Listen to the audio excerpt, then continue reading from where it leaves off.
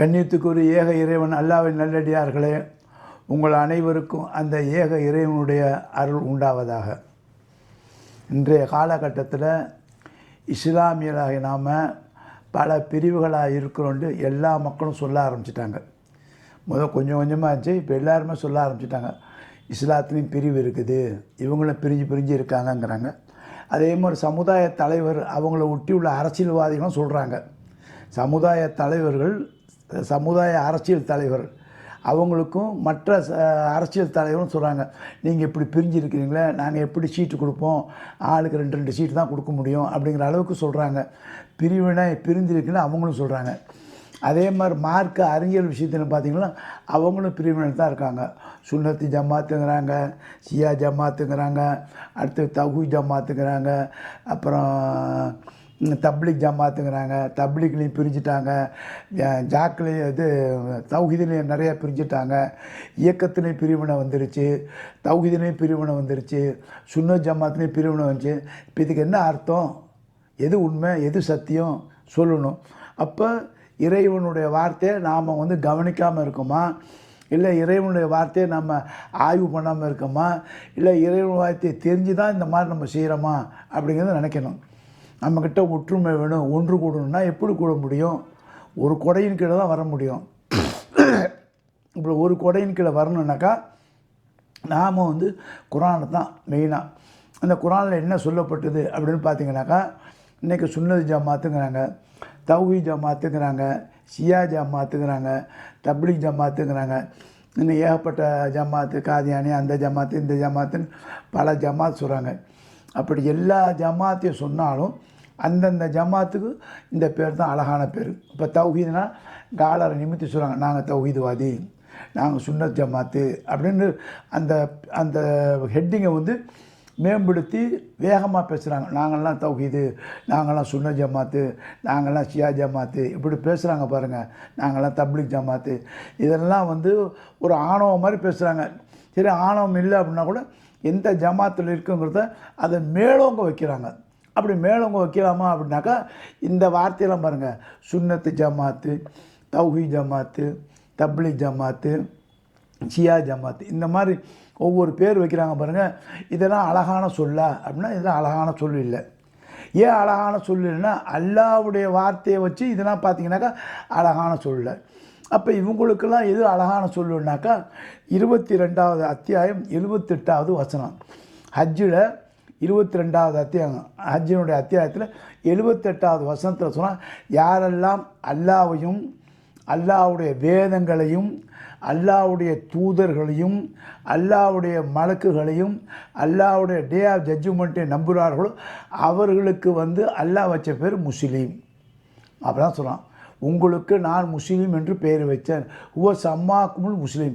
யாரெல்லாம் என்னை ஏற்றுக்கொண்டார்களோ, யாரெல்லாம் என்னுடைய தூதரை ஏற்றுக்கொண்டார்களோ, யாரெல்லாம் என்னுடைய வேதத்தை ஏற்றுக்கொண்டார்களோ, யாரெல்லாம் மலக்குகளை ஏற்றுக்கொண்டார்களோ, யாரெல்லாம் தி டே ஆஃப் ஜட்ஜ்மெண்ட்டை ஏற்றுக்கொண்டார்களோ அவர்களுக்கு நான் வைக்கும் பேர் முஸ்லீம். இது இப்ராஹிம் நபியுடைய வசனத்திலேயே இதிலேயே வரும். ஆனால் அதே சமயத்தில் இப்ராஹிம் நபிக்கு முன்னாடி யார்? நூஹ் அலைஹிஸ்ஸலாம்.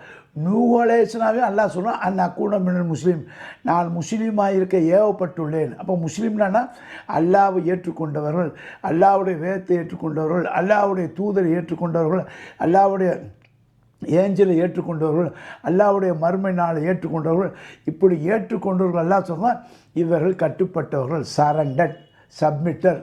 இவர்கள் தன்னை இணைத்து கொண்டார்கள், அல்லாஹ்வின் பக்கம் இணைத்து கொண்டார்கள்.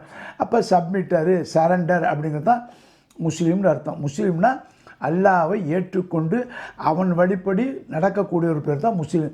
இந்த முஸ்லீம்ங்கிறது காமன் பேர், அல்லாஹ் வச்சது. எல்லா ஒட்டுமொத்த களிமா சொன்னவங்க, லா இலாஹ இல்லல்லா ஒவ்வொரு ரசூலையும் சொல்கிறவங்க பேர் முஸ்லீம். இப்போ நம்ம என்ன சொன்னோம்? லா இலாஹ இல்லல்லா முஹம்மது ரசூல்லா. அப்போ ரசூல்லா இந்த காலத்தில் இருக்கும்போது நம்ம ரசூலை முன் வைக்கிறோம்.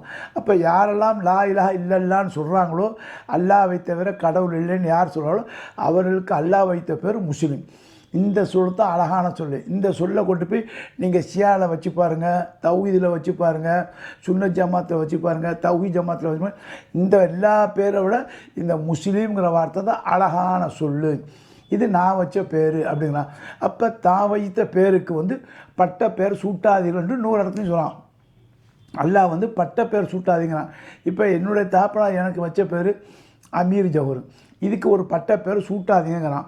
அப்போ பட்ட பேரை சூட்டாதீங்கும் போது அந்த அத்தியாயத்தை அந்த வசனத்தை படித்தீங்கன்னாக்கா ஒரு பெண்கள் இன்னொரு பெண்களை குறை சொல்லாதீர்கள், ஒரு ஆண் இன்னொரு ஆணை குறை சொல்லாதீர்கள். இப்போ இதான் நமக்குள்ளே நடந்துகிட்டு இருக்குது. அப்போ குறை சொல்லாதீர்கள், பட்ட பேர் சூட்டி அழைக்காதீங்களா. பட்ட பேர்னால் டல்லான பேர், கேவலமான பேர், குத்துற பேருன்னு இல்லை. பேருக்கு வேறு ஒரு பேர் வச்சு கூப்பிட்டாலும் பட்ட பேர் தான், அப்படி தான் வரும். அப்போ முஸ்லீம்ங்கிறதுக்கு நீங்கள் இன்னும் ஒரு பட்ட பேர் வச்சு அழைக்காதீங்க என்று அல்லாஹ் சொல்கிற மாதிரி நமக்கு தெரியுது. இப்போ அழகிய சொல்லுக்கு வந்து மேலும் அல்லாஹ் சுப்ஹானஹு வ தஆலா சொல்கிறான், இந்த மாதிரி பல பேரில் நீங்கள் வந்து தலைமை தாங்கி இயங்கி கொண்டு வர்றீங்க, அப்படிலாம் இயங்காங்க. ஒரு தலைமையின் கீழே ஒரு பேர் கீழே தான் நீங்கள் இயக்கணும். உங்கள் ஒரு ஆள் ஒரு தலைமை கீழே வரலன்னு நீங்கள் ஒரு பேருக்குள்ள கீழே தான் நீங்கள் வரணும். அதைத்தான் அல்லாஹ் சுப்ஹானஹு வ தஆலா 41வது அத்தியாயம் 33வது வசனத்தில் 33வது வசனம் சொல்கிறான். 41 அதில் வந்து 33வது வசனம் சொல்கிறான். எப்படி சொல்கிறான் அதையும் நான் படித்து காட்டுறேன். பிஸ்மில்லாஹிர் ரஹ்மானிர் ரஹீம். அது பிஸ்மில்லாஹிர் ரஹ்மானிர் ரஹீம். வமன் அஹ்சனு கவுலன் ஒத்தவன். அஹ்சனு கவுலன்னா அழகிய சொல். இப்போ பாருங்கள், அழகிய சொல் எதுப்பா நம்மளே கேட்குறான். வமன் அஹ்சனு கவுலன், எது அழகிய சொல்லு? கவுலன் மிமன் தாயி மினல்லாஹி, அல்லாவின் பக்கம் யார் மக்களை அழைக்கிறார்களோ, அமீர சாலிகன், யாரெல்லாம் நல்ல செயல்கள் செய்கிறார்களோ, அமீர சாலிகன்னா நல்ல செயல்னால் எல்லாமே நல்ல செயல். அதில் குறிப்பிட்ட நல்ல செயல் வந்து 33வது அத்தியாயம் 35வது வசனம். அமீர சாலிகன்னா எங்கே போனோம்?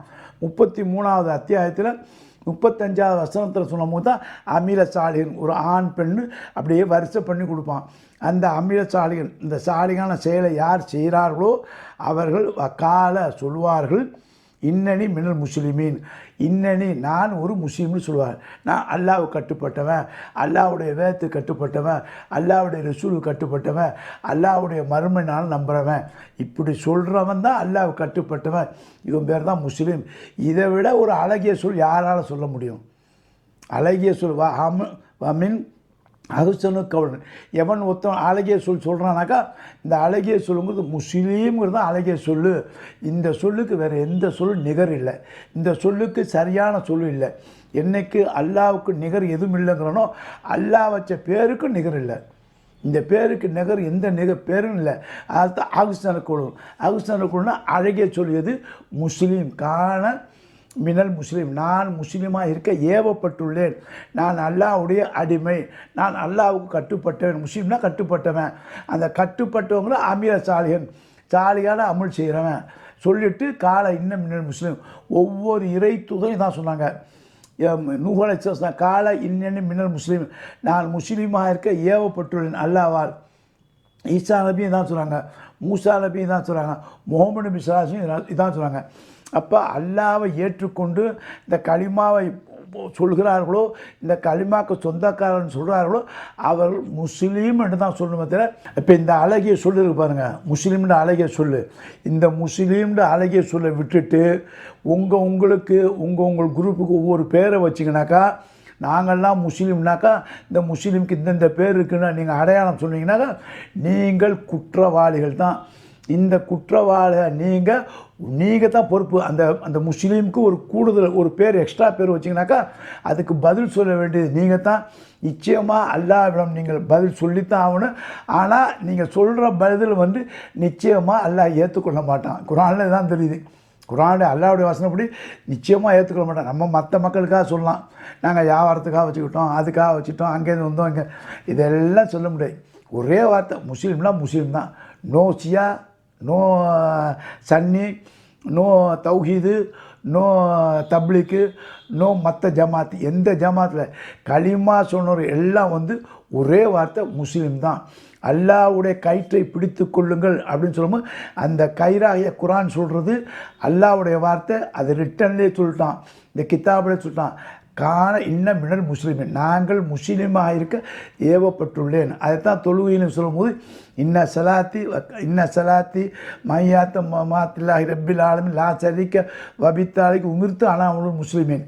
இந்த தொழுகையில் சொல்கிறோம் பாருங்கள், என்னுடைய வாழ்வு, என்னுடைய மரணம், என்னுடைய செயல் அனைத்தும் அல்லாவுக்கு கட்டுப்பட்டது. அப்போ முஸ்லீம்னா அல்லாவுக்கு கட்டுப்பட்டோம்.